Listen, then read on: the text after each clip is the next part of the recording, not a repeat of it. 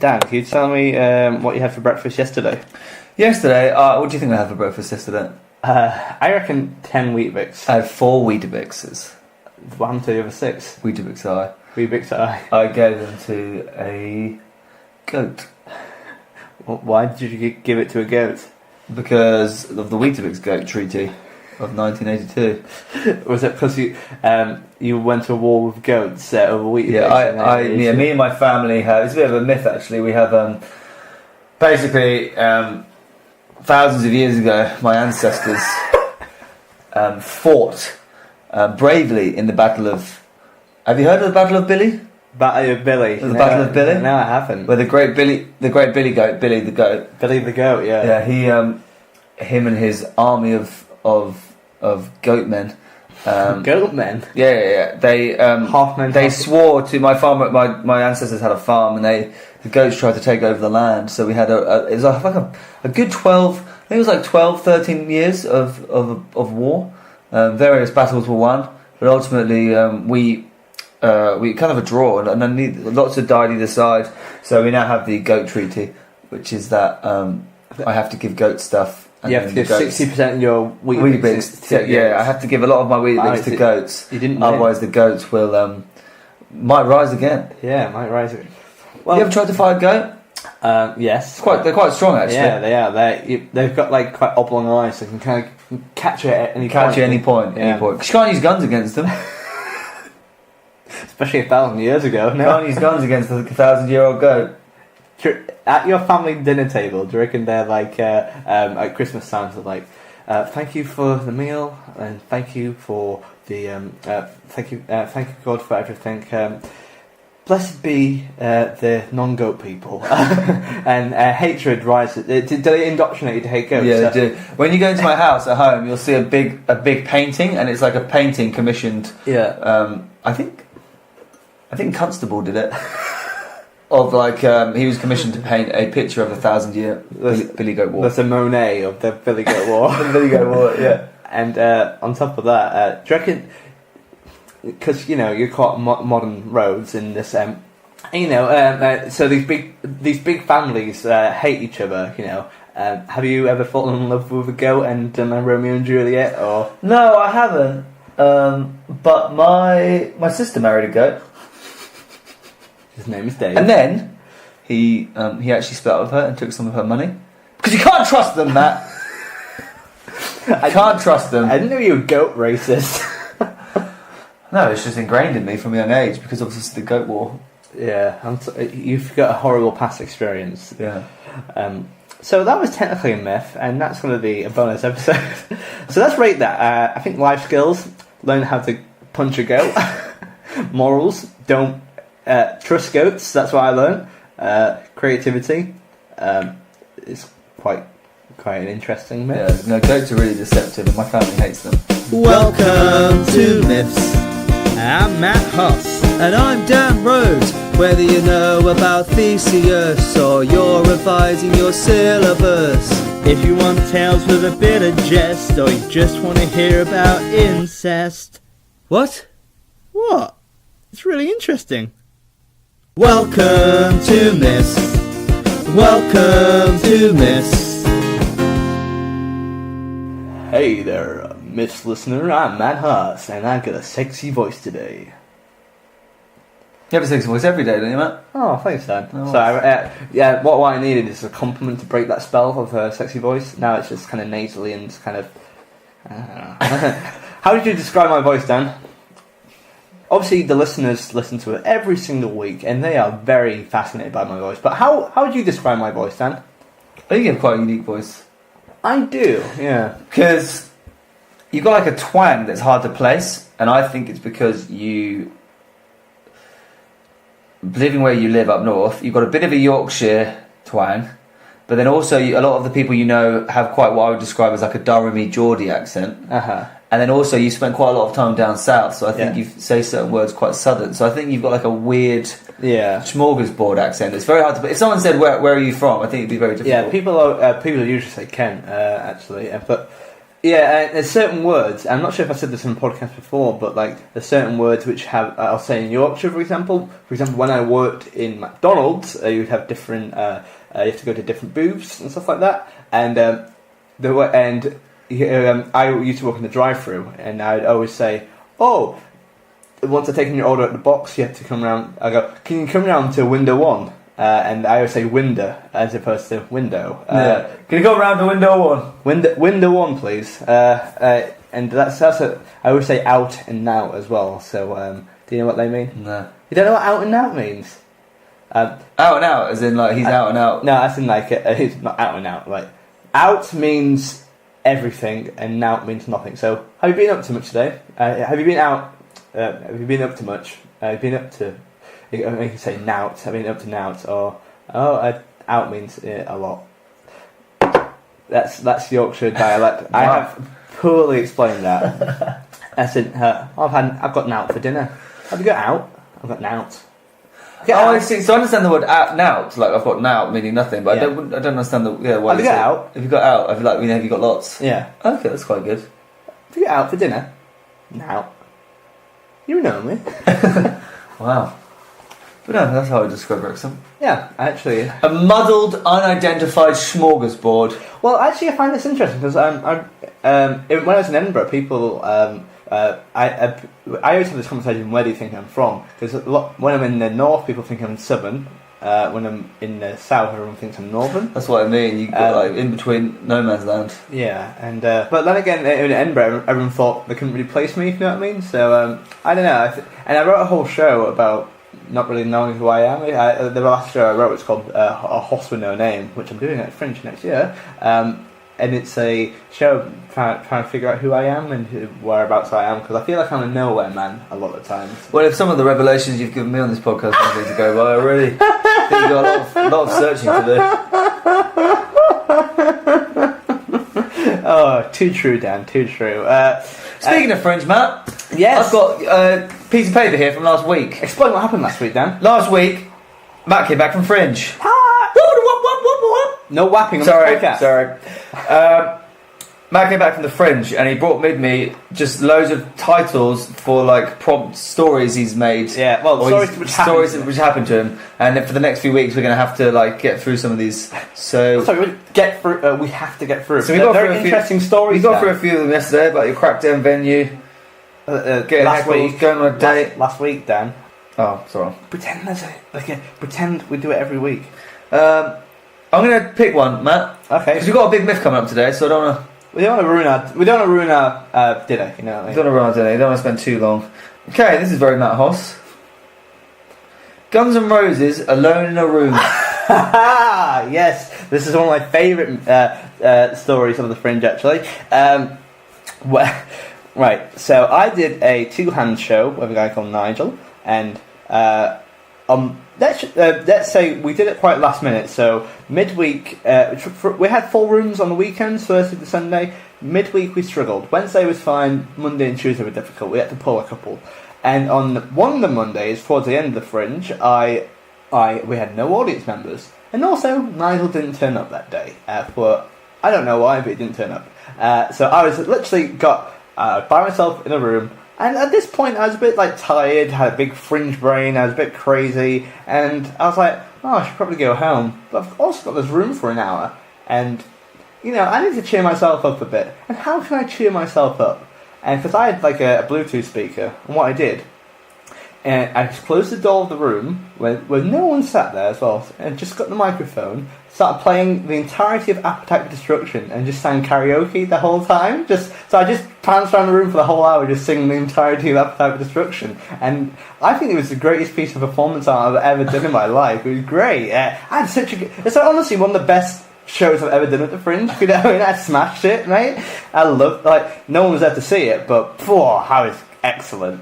So you had the room booked, and you were meant to do a performance in it, but because 0 people turned up, I decided to... Usually you just cancel it and go home. But what I decided... You were like, hey, I've got this room.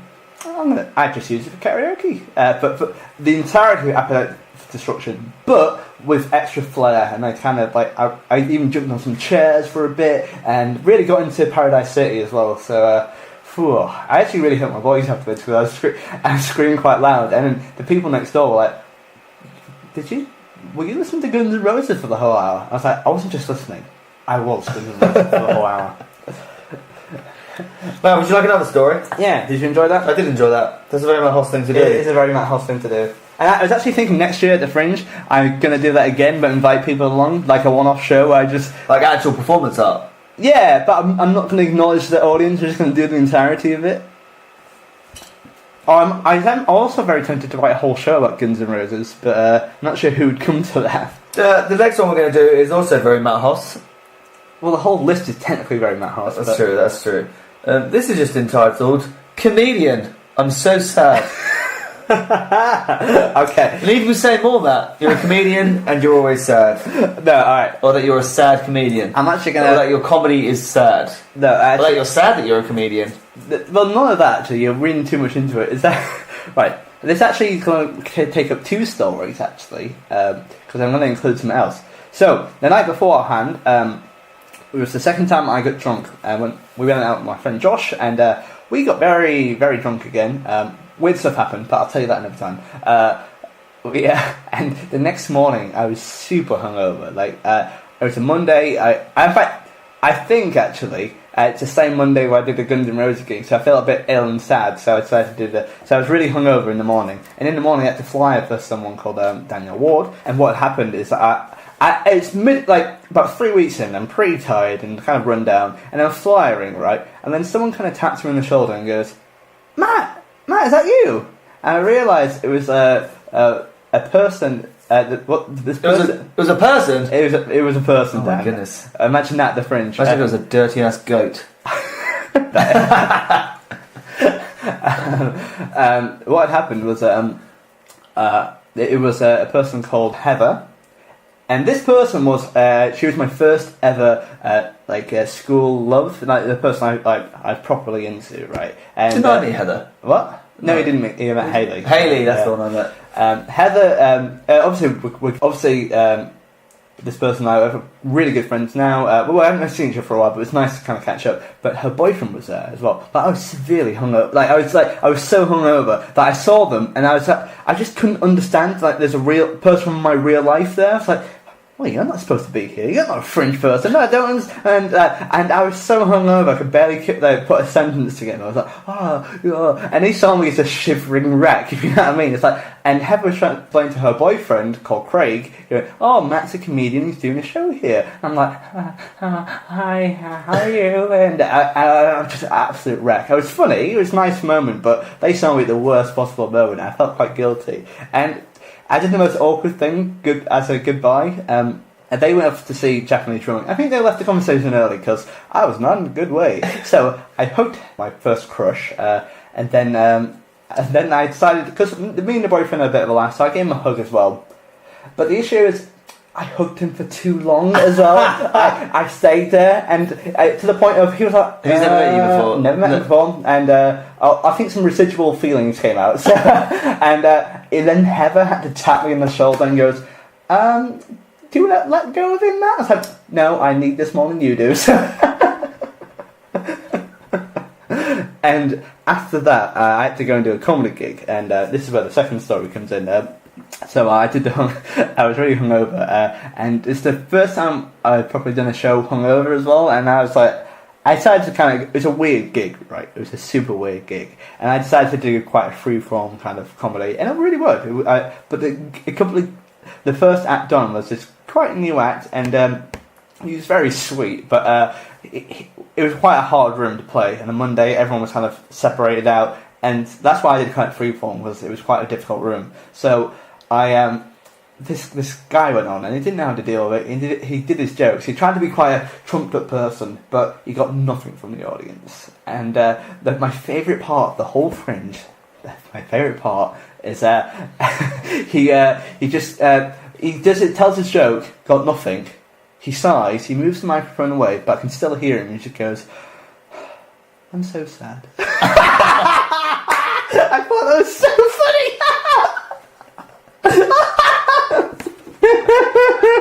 Because he didn't even say it as a joke. He's like, "Oh, I'm so sad." Did he mean for it to come out of the microphone? No, no one else heard it. I heard it. It's so fun. I laughed so much, and I was hungover as well. So I was just like, "This is fucking funny, man." But then he thought I was laughing at him. I was like, "No, that's not okay." I just thought, well, a bit, but like you were really funny, dude. Oh, it's just such a beautiful, but such an endearing moment as well. So that is the story. So not me being so sad, because I'm fucking amazing. It was someone else being sad. Although I was sad that I was hungover. Yes, so. yeah. Weird day. Weird day. Shall we do a myth? Yeah, sounds good. Let's crack on. Hey there, my name's Matt Huss, and in this link I have an American accent, and I advocate the safe use of Miss podcasts in small doses. Whoop, whoop, whoop, whoop, whoop. Dan, that's the final time I'm going to tell you, no more whapping on this podcast, please. Like, because I heard, like, you stayed over last night, and I heard some whapping in the room above, and, you know, apparently it was off the podcast. I'm a night wapper. You're a night wapper. I'm a night wapper. Or, you know, just to make sure... I love to you hear like a noise. Like, Dan! To get a broomstick. Yeah, like, what the hell is that? You approach the door, open the door, it's just me asleep going, Dirty boy. I'm actually really weird. Like the fact that I make these weird noises on our podcast. You do it quite often as well. I don't know why. I'm such a weirdo. I think because you have nothing to say, so you whack instead. Yeah, I have nothing to say, so I just feel obligated to make a weird noise. Because I look at you longingly, because I'll say something, and then you... I think that's also why you do the trumpet as well, because you're like, I've got nothing to say, so I'll make a noise. Yeah, basically. But it's like, I have one or two noises. I only have a repertoire of 2 noises. Anyway, Dan, what myth are we doing today? We're going to do Agamemnon. Yes. Agamemnon. And this is part 1. I'm going to sing it every time his name comes up. Okay. I'm not going to sing it every time his name comes up. His name's going to come up a lot. No, this is Golden Fleece all over again. So, how are you going to sing it, Dan? I'm not going to do it because his name's going to come up a crazy amount of times. Can I do it in like a Morrissey kind of way there? Agamemnon. Yeah, I do feel like we're going to lose listeners if we haven't already. If they mate, they fucking listen to you eat 800 Weetabix in a single episode. If that hasn't perturbed them, I don't know if me singing's going to.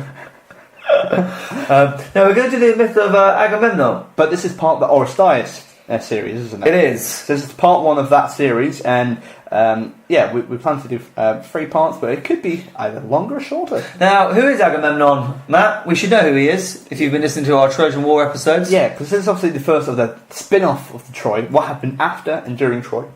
So it's still kind of related. And we talked about Agamemnon because he was the kind of the leader of the charge against getting Helen. He was the leader of the Greeks in the battlefront. Against the war in Troy. He was. And he had a bit old tiff with he's kind of like the guy who kind of got the motor running for the Greeks, so to speak. He was the general, and he had runnings with Achilles as well, and he also had runnings with his own family as well. Yes, he has quite an interesting life himself. Now, there is going to be a lot of crossover in this myth, isn't there, Matt? Yes. Because obviously, inevitably, for 10 years of his story is the Battle of Troy. Yeah. But it's interesting to know, because we focused more on Achilles and the kind of battle of what was going on in terms of Troy.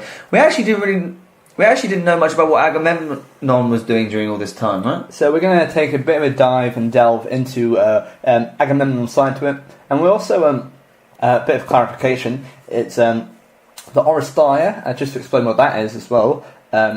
There's a Greek tragedy playwright called Aeschylus, and he's kind of an old school writer, and he wrote the Oresteia, which is a 3-part kind of tragedy trilogy. And part 1 is it's the latter half of this myth. We don't hear about the earlier part, but we're gonna just give you the details. But the latter half is where we're gonna do a bit of a bio today. Yeah, but we'll give you the play when it comes into the action as well. All right, ready to rock, Dan? I'm ready to rock. Okay. Here's part 1 of the Oresteia, Agamemnon. King Atreus of Mycenae, having a serious feud with his brother, Thyestes. Is that Thyestes? I'm going to go with Thyestes. Thyestes sounds... Thyestes. It sounds I think it's quite a cool name. Thyestes. It sounds like he could be a gang leader in prison. Yeah. Thyestes. You got the drugs, Thyestes? Man, I always got drugs. Don't know why I did that. King Atreus of Mycenae, having a serious feud with his brother Thyestes, decided to arrest him. For this purpose, he sent his sons Agamemnon and Menelaus to seize Thyestes in Delphi and bring him to Mycenae. So we already should know that Agamemnon and Menelaus are brothers, because Yes. Menelaus was married to Helen, who got stolen by Paris and started the Trojan War. And Agamemnon is married to Clytemnestra, and they kind of double date with sisters. They as well. do, yeah. While Thyestes was in prison, Atreus conspired to murder him, but, having made false judgments, he was himself killed, and Thyestes succeeded him on the throne. As a result, Atreus' sons, Agamemnon and Menelaus, went into exile. So Menelaus and Agamemnon's dad is the king. He's tried to kill his brother, Who was in prison? who was in prison. It's completely messed it up. Yeah. He's ended up dying, and now his brother, i.e. Agamemnon and Menelaus' uncle, is now taken over and exiled them. So Yes. it's kind of all failed. Also, it's nice that he got him into prison, and then he tried to kill him as well. It's like, surely the prison's fine. And how bad do you have to be at your job to try and murder someone whilst they're in prison and get murdered yourself? I was thinking that. He's really messed that up. He is terrible. So Agamemnon and Menelaus have to leave. I assume they're relatively young at this point. I'm assuming they're like not... They're 42. Yeah. And also, how did Thyestes get on the throne when he's in prison as well? Do you reckon he's just... Well, something's obviously... I mean, it doesn't say, but it says like he's having made false judgments. So I'm sure someone's been... Somewhere he's conspired and had a plan, and it's obviously worked for him. Do you reckon he did a prison break? I reckon. Yeah, he broke out of prison and then sat on the throne. At first, Agamemnon and Menelaus stayed with King Polyphides of Sicyon, but later they were received in Aetolia by Aeneas, king of Caledon. And not long afterwards, when they thought the time was right to dethrone Mycenae's hostile ruler, they returned, and with the help of King Tyndareus of Sparta, they drove King Thyestes away to Cythera, an island of the southern coast. Wow, that was There's a lot of words in that. Can you do that one again? There's a lot of words there, and Let's simplify this without using the names, without using those long ass names. basically Basically, they stayed with a king called Polyphides, and then they ended up going to a place called Aetolia, where they stayed with another king called Ionius. And then after that, they were a bit older, and they decided they were now old enough to go back home to Mycenae and kill their uncle. And they had the help of the king of Sparta, and then they managed to, they worked. They drove their uncle away, and he's now on an island in the middle of nowhere. It's like they didn't kill him as well, because usually they always kill kings, but just you are going to retire on a little island. Do you reckon Cythera is actually like a really nice like retirement village? It's just like a nice resort off the coast of Spain. And they Spain? Greece. They get like Daily Mails delivered every day, and they always shout, "Get off my porch!" So they've kind of been like not like fostered basically by various kings, haven't they? Yeah. Until they were old enough to go back and dethrone their uncle. And I guess that's also going to be very important for how they Their upbringing. that, but also how they behave as kings as well, because they're around so many different kings, and they learn how to behave in many different ways, I guess. They probably had a lot of influences, haven't they? Yeah. When they had seized power, the Atrides... Is it Atrides? I think Atrides is the term used to describe both like the brothers, basically. Oh, gotcha. Because it's like son of Atreus. Yeah. Gotcha. When they had seized power, the Atrides married the daughters of Tyndareus. Agamemnon married Clytemnestra and became king of Mycenae, and Menelaus, having married Helen, became king of Sparta. So that's worked out for them. Yeah, nice old lads on tour, double dating. When Tyndareus died, however, Clytemnestra, whilst still being a virgin, had already been given in marriage to Tantalus, the son of Thyestes, and was mother of a child. Wait, what? Wait, she was mother of a child, but also a virgin. Have I read that right? It's just like... I get the impression reading that Clytemnestra, while still being a virgin, had already been given to marriage in Tantalus. As in, when she was a virgin, she was given to Tantalus, has since got pregnant, and now has been given to Agamemnon. I thought it was like a miracle baby, kind of... Zeus has done some more jizzing... No, I don't think it's a Mary kind of thing. I think... Basically, she's already been knocked up before she's been given to Agamemnon. And where do we know Tantalus from? Tantalus is the guy that was banished to wherever the mountain's called, where he gets the name Tantalizing because he was forced to be hungry and thirsty, but every time he went to drink, it disappeared, and every time he went to eat the fruit, it disappeared. That was in the underworld, wasn't it? It was on the It was underworld, in Tartarus. Isn't it? Tartarus. That's it, Tartarus. Yeah. I didn't realise he was the son of Thirsties. That's interesting. I didn't know. So again, I like how we had more characters to the mix. All these characters are all related somehow in these Greek mythology. This is why Agamemnon could only marry her after killing her husband Tantalus, along with their child, a crime Clytemnestra did not forget. So Agamemnon's been married to Clytemnestra. She's already pregnant, so he's like, well, there's only one thing I can do. I'll kill her ex-husband Tantalus and then kill the child. Yeah. Not a great way to start a marriage. I mean, that is an awful first date. It's a pretty bad first date. Where did you go? Went to the killing field. It's almost very like male lion pride. You know how they like a male lion when they take over a pride will like kill the children. No, I didn't know that. Kill the offspring, the cubs that were made from the other males, so they can like have 100% their own lineage in the pride. Wow, It's a bit like that, isn't it? It's like a bit. If you'd rather kill the child and be a stepdad, it's pretty messed up. Well, same with my family. Also, like, you know how I have Matt's Mythology Corner? So I have Dan's Zoology Corner. Yeah. That's fascinating. I didn't realise until very recently. Infanticide massive in lions, and leopards do it too. Do they? Yeah. Like, I only realised recently that Dan's really, really clever when it comes to animals and I stuff love like that. animals. Yeah. What's your favourite animal? Apart from me. Probably top 3. Top 4. Oh, we already did this, haven't we? We already did this in the previous episode. So mine was foxes and you disagreed with that. Yeah, I was like, what the fuck? What the foxes? You said you went for eagle. I went for one. Yeah, eagle, polar bear, duck-billed platypus. They're probably my big 3. Because I remember saying, "Oh, that was very manly," and you're like, "Duck-billed platypus," which is the most manly of all. Fine. What's your least favourite animals? Least favourite animals? Don't say me. Probably something like a pigeon. Yeah, I can see that. Is it just because they're? Why do you hate pigeons? I just think they're everywhere, aren't they? The novelty isn't there for me to be like, oh, interesting. So you only like novelty things? Yeah, maybe things that are just a bit like meh.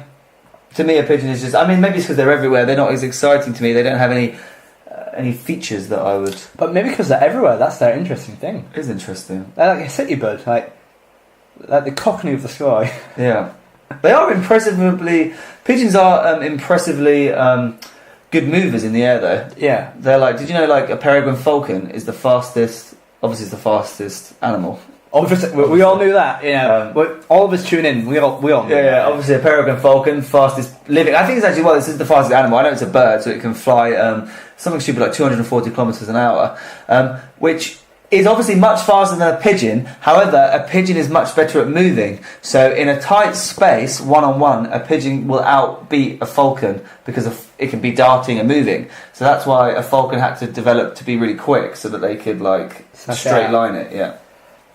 Right, guys, you couldn't see my face during that, but I was genuinely fucking befuddled. Dan knows these facts, like 240 kilometers an hour. What the fuck, dude? What That's pretty accurate too. What do you spend your time? That can't be true. You must be making that up. Google that right now. I will Google it because I don't fucking believe you. Peregrine falcon can fly at 240 kilometers an hour. That's a fact. How fast? Just Google peregrine falcon. I'm sure it will come up. How about peregrine? There it goes. So peregrine falcon facts. Let's have a look. Wait, speed. No, it's more. 390. No, maybe it's for 240 miles per hour. Sorry, not kilometers an hour. Yeah, you fucking loser. Right. Actually, I'm going to test you on the peregrine falcon. Okay. I don't know that much about peregrine falcons. Well, let's have a quick quiz. let's take a break in the podcast for a quick peregrine falcon quiz. Okay.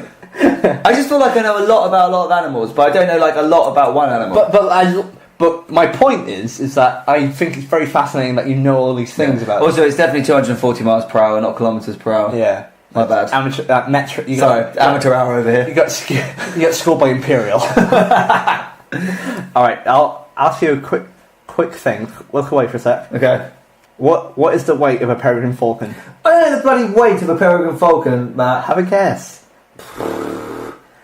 It's got to be less than a kilo, hasn't it? Because they're so light. Well. I don't know. Wait. Let me think about this. 800 grams.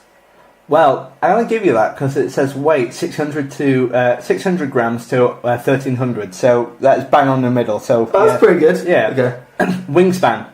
Oh, a wingspan of a peregrine falcon. I have seen them before. Well, this is missed, by the way. Enjoy. Yeah, wingspan of a peregrine falcon. Oh, bloody. Well, I'm actually going to do this I'm going to have to do this accurately. Probably.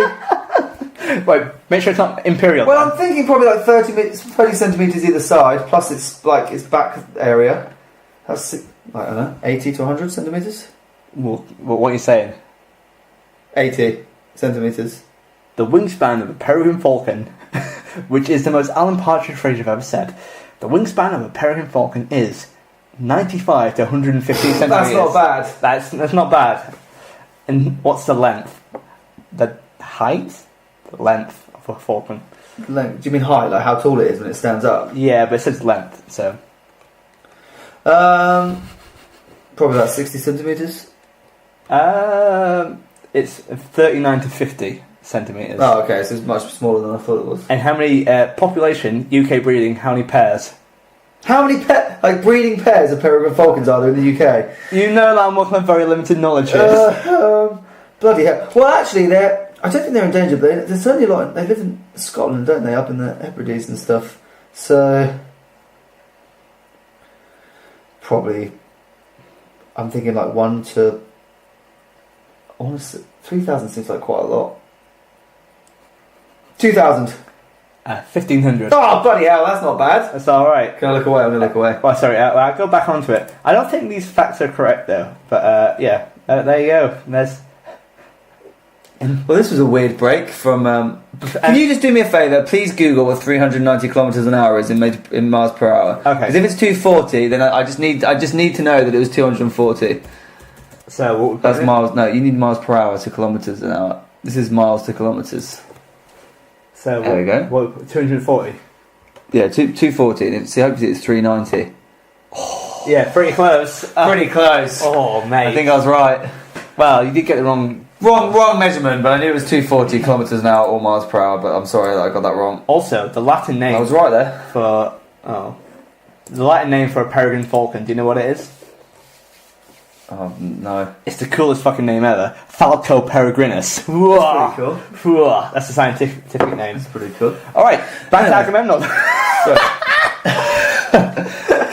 I'm a bit annoyed that I said 240 kilometres an hour and it's actually 240 miles per hour. That's kind of annoyed me. But I like that you know stuff. And yesterday, Dan was showing me pictures of people being eaten by piranhas as well. That's the name about piranhas.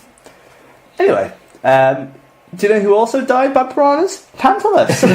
Nice segue, yeah. So, just because that went off massively... How did we get onto that? So what's happened again? Oh yeah, he's just killed. He's been married off to Clytemnestra. He's now the son of Mycenae, and his brother Menelaus is the king of Sparta. They've been married off to two sisters, Clytemnestra and Helen, who we should remember were both born out of a swan. Zeus as a swan. One of them was born out of an egg, one of them wasn't. Yeah, it's basically Zeus as a swan slept with their mum, right? Yeah, later in the swan. Yeah, later in the swan. And in the meantime, Agamemnon has been given a wife, Clytemnestra, but she was already pregnant with Tantalus' baby, so he has killed the baby and Tantalus. And the wingspan of a peregrine falcon is a lot. 95 centimetres-ish. Anyway, some myths claim that Tantalus was actually killed as an infant, not by Agamemnon, but by Atreus, and served to his father Theseus at a banquet, and that his bones were kept in the vessel at Argos. In any case, the bloody tradition of Agamemnon's family is consistent with the Pythian priestess's words that punishment also comes upon the descendants of the sinner Pelopides. Now we know about Pelops, don't we? A little background on him from quite a few weeks ago. Back in the wonder years of episode 19, basically he got cursed because he done one over on that guy. Trying to steal his girlfriend back. Yes, yeah, and basically he put a curse on the whole family for a long time. And he said, all of your generations and generations to come of your family will be cursed with terrible things. And so far, it's coming true, you know, it's quite a bloody end. Yeah. And Agamemnon is a descendant of... Yeah, Pelops had a bloody end, and so will... and we'll see what happens then. So that's quite grim, though, being served your son at a banquet as well, because that shows that Atreus is pretty messed up as well, right? So that whole family, their dad's also a bit whoop whoop. no weapon. So, sometime later, Menelaus learned, while he was in Crete, that the Trojan seducer Paris had stolen his wife Helen and many treasures besides. As soon as he could, Menelaus met his brother Agamemnon at Mycenae, and together they decided to raise an army against Troy. We know about this. So, a couple of things we didn't know, though. I like how Menelaus, obviously married to Helen, he was in Crete, but he learned sometime later that, oh wait, my wife's just been stolen. And, oh my god, I can't believe this. My treasures are gone too. That wasn't part of the agreement in Paris. So also, part of the judgment of Paris, Aphrodite helped Paris steal Helen away. However, it doesn't sound that hard if he's away at Crete having a banquet with King Minos. So I assume Paris just strolled into Sparta. Yeah. Hey Helen, how are you? Let's leave. Yeah. And then Menelaus is chilling on the beach with King Minos. Yeah, with a cocktail. Yeah. I'll be Menelaus. It's lovely beach you have down here. Oh, have you Skyped Helen recently? That's not his voice, Dan. You know for sure that's what not Agamemnon. King Minos' voice, because he's in Crete. Oh, if that's true, he's in Crete with King Minos. Okay, sorry, so go again. It's nice for having this week away, King Minos. Have you Skyped your wench, Helen? How is she doing over in Sparta whilst you're here holiday in the beautiful island of Crete? Did you touch Dan Rose's leg on the train recently? Oh god, I best check on her actually. Yeah. Oh shit, she's gone. Oh my goodness! And Paris took the gold as well. Well, I love gold. Where's your daughter, by the way? She's in a labyrinth. Shut the fuck up. Actually, she's on Peterborough Services. She's in Peterborough Services. In the trout. Okay. However, the mighty fleet could not sail because of bad weather, and as impatience grew in the army, the seer, Colchis, he always pops around, doesn't he, Colchis? As you might remember, Colchis was the guy that he helped the plan of the Trojan horse. Because Sinon, the Greek, was he said that Colchis foresaw that it was a bad plan, and he's kind of the fortune teller, the soothsayer. Yeah. The seer Colchis found the remedy to this inconvenience. He declared that they would be able to sail to Troy only if Agamemnon sacrificed his daughter Iphigenia to Artemis, and if he did, they would also take the city of Troy. But if he did not, they would neither sail nor sack the city. So they can't leave because of bad weather. Yeah, and they've been waiting around for a while. So I love the idea of the comedy moment where they're all like, "To Troy in 7 to 10 days when the weather's better." When the overcast list, it's bad weather. It'd be funny if it's not even that bad weather. It's just a bit mild. It's it's a bit humid today. Let's not leave. So the only way that they could, apparently they can. To sail is human sacrifice, because Agamemnon's like, let's get Menelaus' wife back, because we all agreed to it, but you do have to sacrifice your daughter. Maybe just write her a letter. But Colchis the seer assumed that Artemis was angry at Agamemnon because he had said, once upon a time, on shooting a deer, that the goddess herself could not have done it better, and also because Agamemnon's father, Atreus, had not sacrificed to her a certain golden lamb. This is another example of God being very petty, if you know what I mean. So Colchis is saying that's the reason why there's bad weather, because the gods didn't like that Agamemnon boasted that he could kill a deer like she could. And that his father had forgotten to sacrifice something. So we see they don't let things go, do they? That Agamemnon's quite impious as well. He's very much a man of his own wealth and taste, if you know what I mean. So he doesn't really care that much about the gods, but he will kowtow to them if needs be. Yeah. Agamemnon is said to have thought of disbanding the army, for even if the ruler could accept the price, the father in him could not. But Menelaus, eager to be avenged and to have his own wife and property restored, persuaded his brother to become the murderer of his own daughter. So Agamemnon sent a deceitful letter to Clytemnestra, his wife, and their own child, asking them to come and join him in Alius, where Iphigenia, he said, was going to be given in marriage to Achilles. Ooh. However, Achilles himself was not aware of the way the king was using his name, for the lie was only known by Agamemnon, Menelaus, Colchis, and Odysseus. It's always Odysseus, isn't it? So there's quite a lot going on there, Matt. Yeah, so basically, Agamemnon doesn't want to kill his daughter, but he's thinking of a plan of how to make it okay, and he's luring her and Clytemnestra in, because he knows that Clytemnestra is not going to be on board with this. What, killing their kid? Yeah, exactly. Because this is number 2. So they're going to try and pretend that they're going to make up a story about how she's going to be married to Achilles, and they're using his name because they know that she'll be like, "Ooh, Achilles!" And like Iphigenia is like a 13-year-old girl, so she's like, "Oh God!" Like she's fangirling, like, Yeah. "Oh God, she's so hot." There is something quite heartbreaking here about how Agamemnon, it seems quite quickly, was like, "Yeah, don't worry, I'm not going to kill my daughter. Forget the Troy." But it's his brother, his Menelaus, is actually like, "Hey mate, we have a deal." Bro to for dead hoes. Yeah.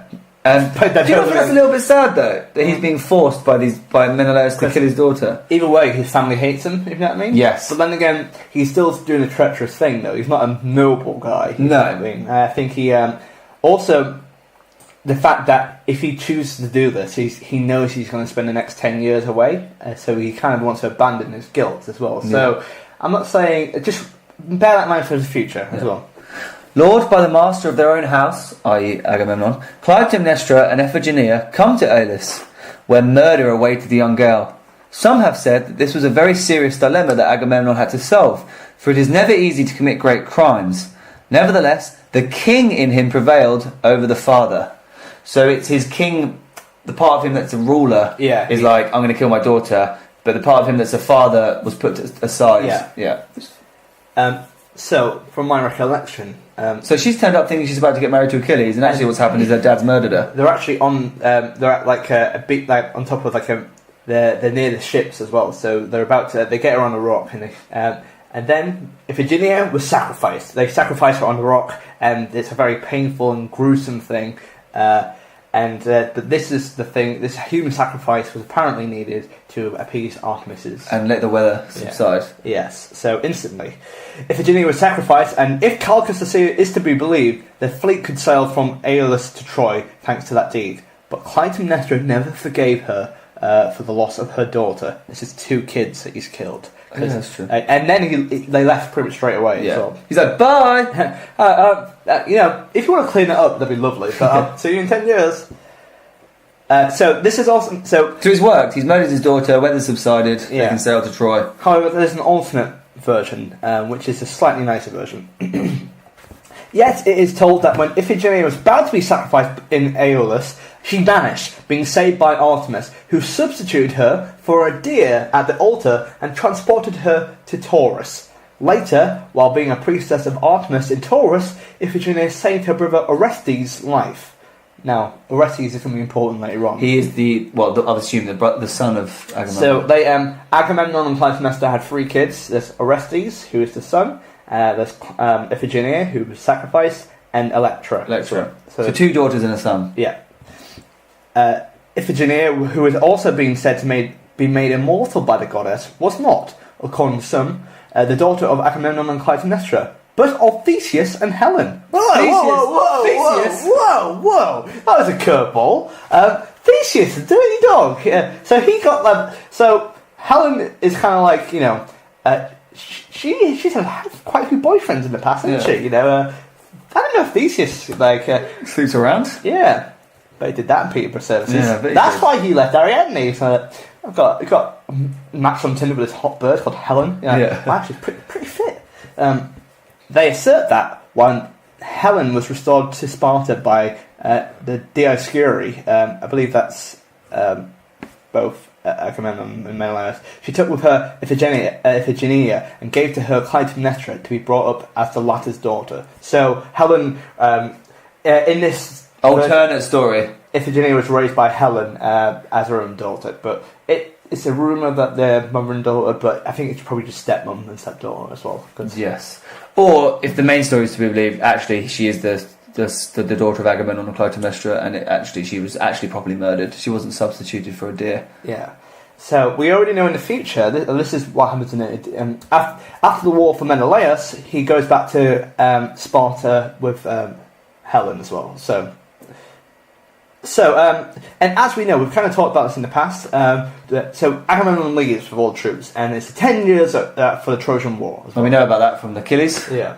As we mentioned, we've already done this part in the previous podcast, but this is from Agamemnon's point of view. Take it away, Dan.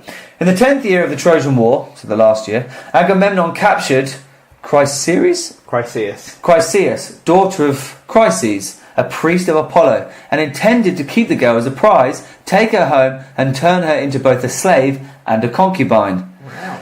Chryses, a loving father, if compared to that of the king, came then to see Agamemnon, and, having blessed the whole army, offered a generous ransom for his daughter's freedom.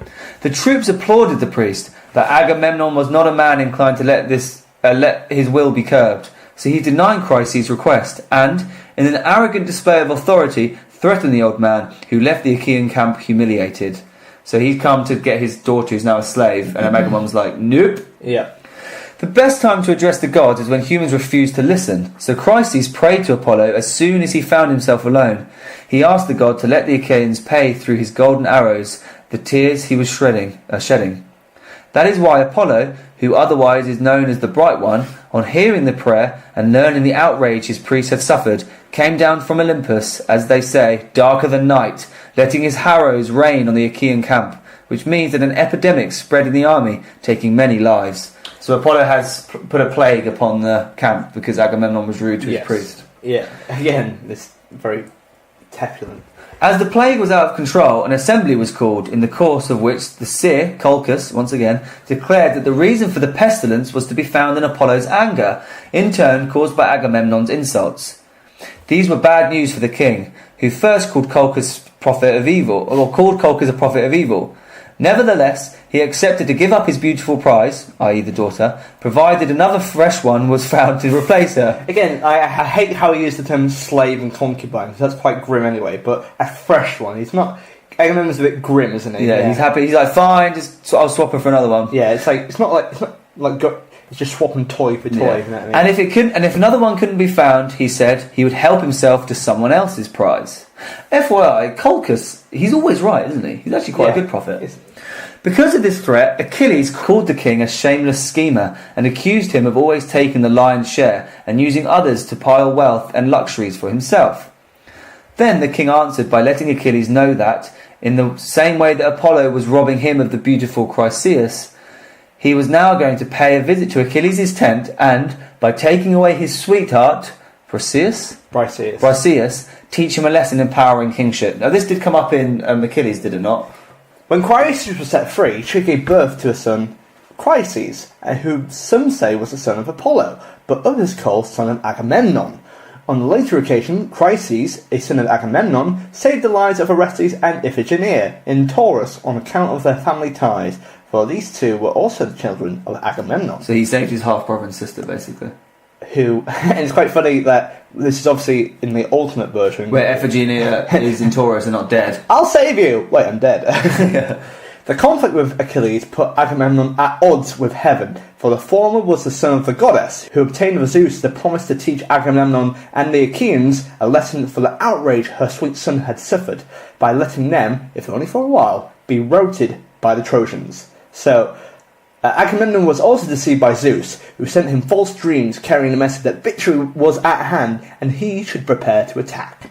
So the gods aren't happy with Agamemnon? No, so they're sending him kind of like losses in battle and also visions, incorrect visions. It was not before the military situation had considerably deteriorated that Agamemnon tried to appease Achilles' wrath so that he could fight again by offering him 7 tripods, the 7 women, the 7 cities, and many other gifts, which included Achilles' sweetheart, Briseis, whom Agamemnon swore he had not touched, an oath that was never been openly questioned. I love how it's like, okay, I need to appease Achilles. How am I going to do that? Getting 3 tripods, you know. Just going back to what we learned about Achilles, is this not during the period of time when Achilles, because of all this, had refused to fight? Yeah, right? he's totally against the fight. But Achilles considered these gifts hateful, for Menelaus' brother had done to him what Paris had done to Menelaus, and it was precisely this kind of outrage the Achaeans had come to avenge. That's actually a good point I never considered, actually. Well, Achilles is like, you're just the same as your brother, mate. Yeah, well, the fact that the reason you're at war is because someone's taken a lady away from you, but you've just done that to me, so why am I fighting your war? Yes. Yeah.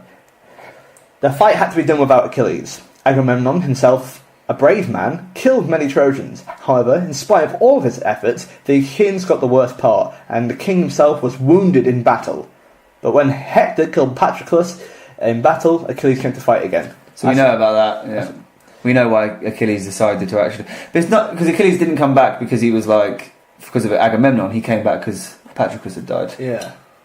Achilles called an assembly of all the Achaeans, and it was in it declared that his wrath was over. It's nice. He did a formal apology. It's like, I'd like to do this press statement saying that today, officially, my wrath is over. I had a lot of time to think about this. Imagine doing like a formal apology for your wrath. Yeah. My wrath is therefore over, and I'm into administration now.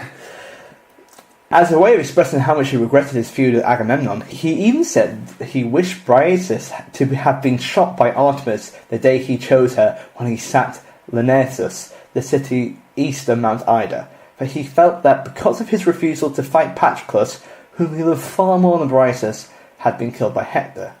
So, to sum up, he wished that he never fell in love with Briseis because Patroclus would still be alive. Yeah. Quite a severe reaction to it, though, Yeah. but nonetheless. On hearing this, Agamemnon declared it had been wrong to confiscate Achilles' sweetheart, but he was not to blame, for surely it was Ate who had blinded his judgment, and every man knows that she is capable of deluding Zeus himself. Well, okay, I think they're blaming Ate for them having sexual appetite. Yeah. You know what I mean? Zeus is like, oh no, Ate made me have sex with 8 women today, oh no. So ended the feud between Agamemnon and Achilles. Some have argued that Achilles is to blame because of his duty was to fight against the Trojans and not to spend a nice time in the company of sweet, sweet girls. Achilles never received Agamemnon's gifts, which meant nothing to him, for soon after he killed Hector, he was mortally wounded by Paris. So, Troy was sacked, and when Troy was taken, many Trojan women were made captives, and Cassandra, and we know Cassandra. She's the prophet that no one ever is right, but no one can understand. She's also a princess of. She's Priam's daughter. Yeah. Cassandra was awarded to Agamemnon, who brought her as a concubine to Mycenae. So he brought Cassandra back. Because as far as we're concerned from last week's episode, we ended when Achilles died and Trojans. But this is good to continue what's happening to Agamemnon after Troy has been sacked, and he's won basically. Yeah, and basically he took Cassandra as prisoner and taken her home. He said they're on the drive back now. However, in the 10 years that Agamemnon was away fighting the Trojans, his wife, Clytemnestra, who is still very angry at him and has not let her hatred die down a single bit. We killed both of her kids. Yeah, exactly. She took a lover by the name of Aegisthus. As Agamemnon sailed home from Troy, Clytemnestra was plotting to kill him in revenge for his sacrifice of their daughter. In the meantime, Cassandra, who had the power to foretell the future, warned Agamemnon that his wife would kill him. However, the gods, as we both said, put a curse on Cassandra, and though she would make accurate predictions, no one would believe them. True to the curse, Agamemnon ignored Cassandra's warning. Say, Agamemnon, your wife's going to kill you when you bring me home. He's like, nah. She loves me.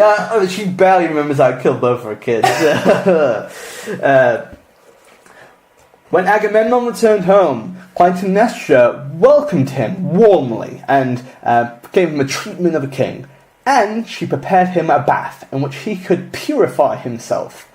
After 10 years of war, you're probably going to need a big bath. Yeah. As the king stepped out of the bath, however, Clytemnestra wrapped him in a garment or a net that bound his arms so that he could not move. Aegisthus then stabbed Agamemnon to death, while Clytemnestra killed Cassandra. It is also said that Clytemnestra herself slew Agamemnon with an axe. Agamemnon's son, Oresteia, wasn't very happy about that. And we'll see what happens. We'll see what happens in the next episode. I have a question, Matt. Yeah. Agamemnon's son, Orestes, is that where we get the word Oresteia? Yes, it is. I think he's going to play an important role in this. Probably the most important role, yeah. Agamemnon's dead after all that. And but his son is like, I'm not sure how I feel about this. My mum killing my dad. Well, actually, from what I remember, I believe Orestes is actually... I think he's currently banished at the moment. He's not allowed inside the city because I think he knows Clytemnestra wants to kill him. So Clytemnestra sends him out. So, but we'll delve into that next week. Okay. But that is Agamemnon. Yeah, that is the life and death of Agamemnon.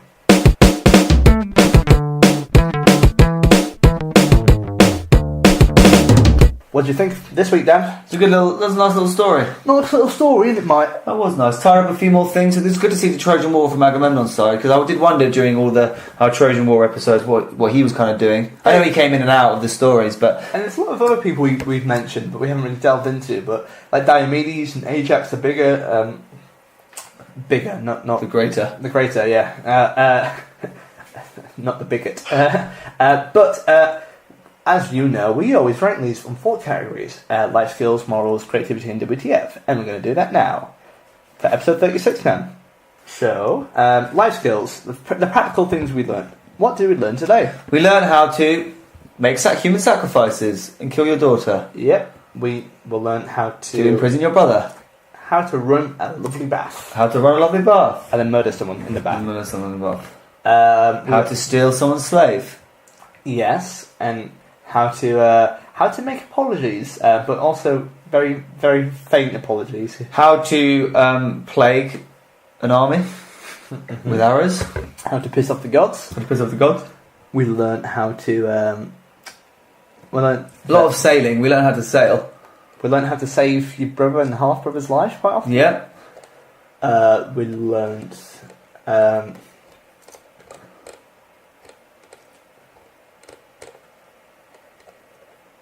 We learned that if you can be substituted by a deer for a goddess. We learned that you can be killed whilst you're a king and your brother's in prison. Yeah. I think it's quite a lot here. A lot of murder-based stuff. A lot of murder-based stuff. How Yeah. to kill. There's a lot of how to kill people. Yeah. Learn how to be a king from the different kings as well. Yep. I think it's quite good. Very murdery based. So it's quite in one area, if you know what I mean. So we lose stuff in other areas, but I think it's quite strong, if you know what I mean. We learn a lot of different stuff. I'm going to say a 6. I think a 6. That's the thing I was thinking of too. Because I think if It's all around the same kind of area. Murder, forgiveness and murder. deceitfulness. Yeah. It's not. Sorry. What about morals then? What have we learned? Quite a lot here. I think this is a big one.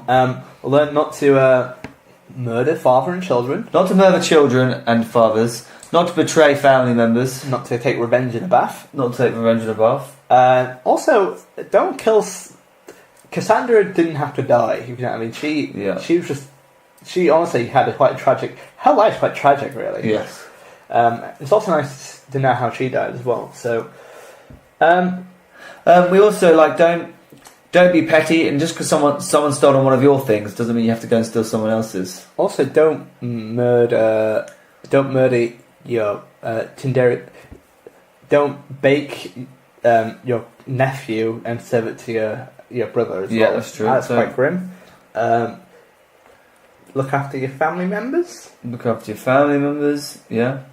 There's something to be said in the moral. I don't know how to word it. The fact that Clytemnestra never forgave Agamemnon, and for some reason Agamemnon thought it was going to be fine. Yeah. The fact that he never acknowledged what that might have done to her. The fact that he just killed her kids. Yeah, and he didn't ever say sorry about it. Yeah. Or he thought there was no repercussions. Be wary of repercussions, I guess. And also, Power comes at a cost. That's a big moral thing in this. He killed his daughter. He ultimately won the Battle of Troy, but he lost. He lost. Else. Yeah. He also, I guess, it's the moral is choosing kingship over fathership. Yeah, Menelaus managed to quite easily persuade him to kill his daughter because the king in him was the greedy and wanted power and didn't really care about the sacrifices that made. And I think that's quite a big message. And Agamemnon was always quite angry because calling Calchas the prophet of evil and stuff like that. Yeah. I reckon I'm going to go out on a limb here, maybe a 7 or 8. I think an 8. Yeah, let's go for an 8. Creativity. Do you think this was creative? I think it's pretty creative because it really ties up a lot of different loose ends. Because you connect to the Pelops, you connect to the Trojan War, connect to the Oresteia as well. So there's loads of different strands, and also Tantalus as well. Tantalus is in this. Yeah. It's kind of like it's like the missing link between lots of the myths we've already done. If you know what I mean? Yes. It's like the final piece of the jigsaw we're kind of filling in, but it also stands out its own story as well. Agamemnon's story is quite grand as well. I think it's quite creative. Again, I think it's got a very good narrative. and there's lots of different alternatives as well. So yes. I reckon either there's some gods in there as well. Yeah, there's gods in there, plaguing stuff. Plagues, and also risks with Achilles and stuff like that. And family members. And also Odysseus and... There's lots of like things like the letters, very cunning. Yes. Things like her running the bath and planning to kill him, Yes. very cunning. And ultimately, they're all fated to have quite a grim end because it's that curse in the House of Pelops. I'm going to say, I may be wrong here, either an 8 or a 9. Because I think it's not... Do you want to go 8? I think 8, because maybe not 9. Maybe 9 is too much. We'll go 8. Because it's not like, what? But yeah. I think it's... It's a good story. Yeah, it's a nice arc, and we know there's more to come of it as well. Yes. Alright, WTF. A lot of infanticide. There's a lot of killing kids. Especially the worst one is baking. Baking your kid and then serving it to his dad. That's pretty messed up. The fact that they're ultimately all of this was men arguing over whose sex slave is who. That's pretty messed up. And the fact that the way that Agamemnon treats women as well, I guess it's like slave or concubine. You know what I mean? That's quite grim. That's quite grim. Again, I'll go back to it. The way that Menelaus managed to convince him that it was okay for him to kill his daughter. Also, the fact that Menelaus kind of forgot that Helen got kidnapped as well. Right? That's quite messed up. Yeah, killing his daughter, that's the worst thing, I guess. Sacrificing his own daughter. And the fact that Clytemnestra waited 10 years to get revenge, and Aegisthus was also in it as well. And the fact that Agamemnon refused to give that guy his daughter back. That's pretty messed up. Yeah. And also, I guess, the fact that Agamemnon, he apologises to Achilles for taking a sex slave, but he never apologises for murdering his own daughter. Do you know what I mean? Oh, I never thought of that, like the priorities. So his view is that he actually prefers and he respects Achilles and that his spoils of war. And he cares about Achilles more than his own family, if that I mean. Yes. Yeah. This is way more important to him. Because he can sacrifice his daughter, but he can't sacrifice losing Achilles. Yeah. Isn't that messed up? I didn't think of that. That's quite messed up. You are right. That's pretty messed up. I think a 9.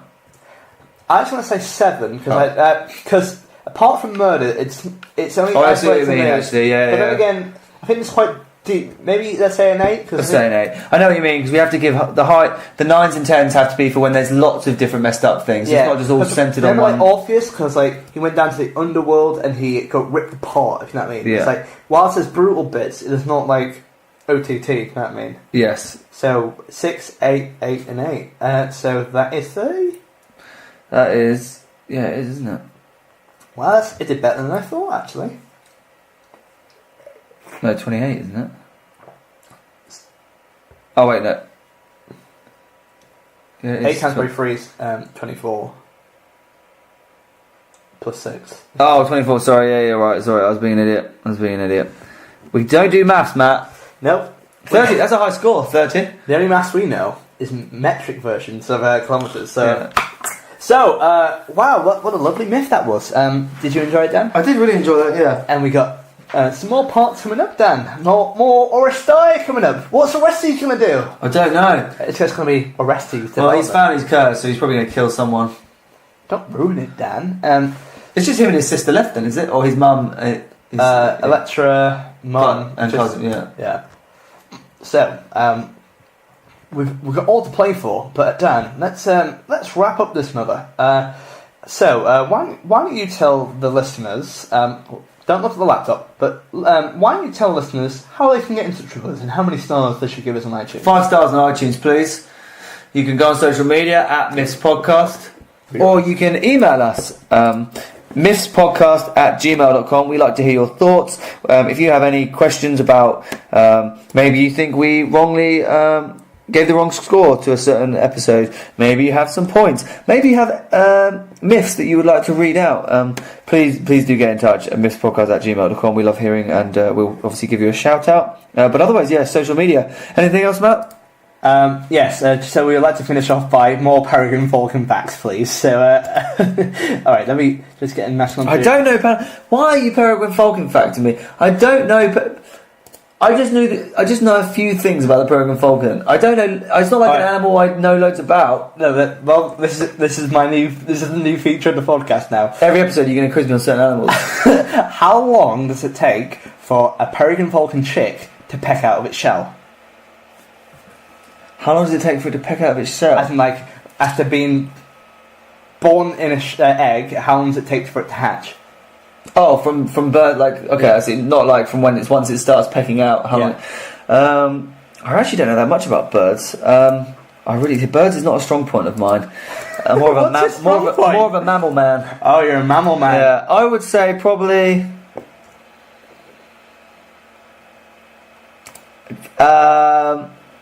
20 days. It's actually 36 hours. Oh wow, that's really impressive. I know, isn't it? That's really impressive. One more. We'll do one more. How long do peregrine falcons live for? I'm assuming about 10-15 years. 12 to 15 years. However, the mortality rate for young falcons is about 60%. Thanks for listening to this. I was basically right then. I'll give myself that. 10 to 15. It's 12 to 15. If you want to email them some more peregrine falcon questions. I don't know much about. But I made one comment about a peregrine falcon. You knew the how fast it goes, man. That's not a normal thing. Anyway, like I say, I just know a lot about a lot of different animals, but I don't know lots about one specific animal. All right. Well, thank you for listening to. We met our new podcast called Bird. I'm sure if you just name another animal right now, I'll give you a fact about it. We'll save it for next week. Hedgehog. They're spiny. You heard it here first, people. So thank you very much. We'll see you next week. See ya. Bye. Myths.